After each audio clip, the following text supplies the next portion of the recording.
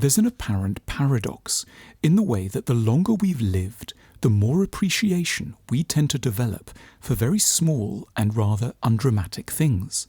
A moment in the kitchen with a square of dark chocolate, a walk to work, the first shoots in the garden in January, a weekend with no obligations, a very hot bath, conspiratorial laughter with a friend, a new book.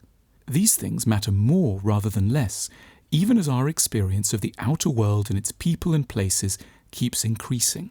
Relentless appetites for scale and outward excitement. We want to bestride the world, leave a mark and meet soulmates.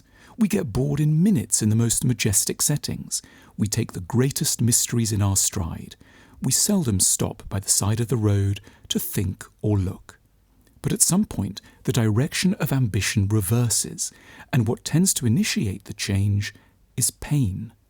The more challenging existence as a whole becomes, the more we get to know about love, sickness, infighting, intransigence, career reversal and political turmoil, the more we may appreciate what remains pure and hopeful, despite its modest appearance or lack of obvious glamour.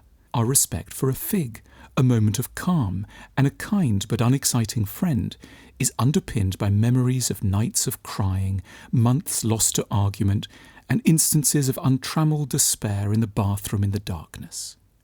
It is difficulty that catalyses our interest in and respect for gardening or a painting of a lake in autumn, the life cycles of ducks, or an article on the moons of Jupiter. It's people who have known far more than they ever wanted about dementia, cancer, employment law, divorce and mental institutions, who are the great appreciators of blossom, empty days, train journeys, and the moon above the house on warm evenings. To a 5-year-old, it's just another ice cream and another sunny day. To the grandparents sitting with them, everything is close to supernatural.